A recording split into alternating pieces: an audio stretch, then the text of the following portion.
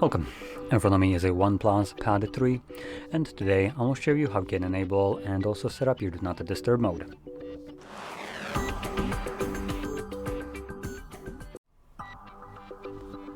So to get started, you want to swipe down from the top of your screen. Now swipe down twice, this will extend the list of visible toggles, and somewhere here we should have our Do Not Disturb mode.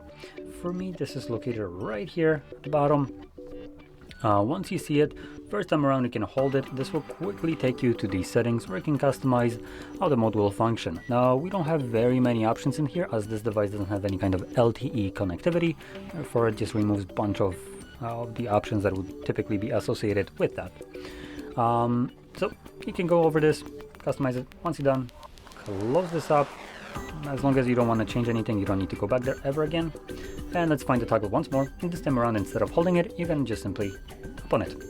First time around you will also get this pop-up, turn on Do Not Disturb mode. In Do Not Disturb mode you will only receive notifications for alarms, timers and calendar events. The box for Do Not Remind Me Again is checked by default, so we're just going to set turn on and this pop-up won't show up again. And you get also a notification letting you know that the Do Not Disturb mode is now enabled. Once you're done using it, you can turn it off by finding the toggle once again, tapping on it once more, and this will obviously turn it off. Now you do want to remember about it as the Do Not Disturb mode will run indefinitely in the background, and without you turning it off, obviously it's just gonna stay on permanently.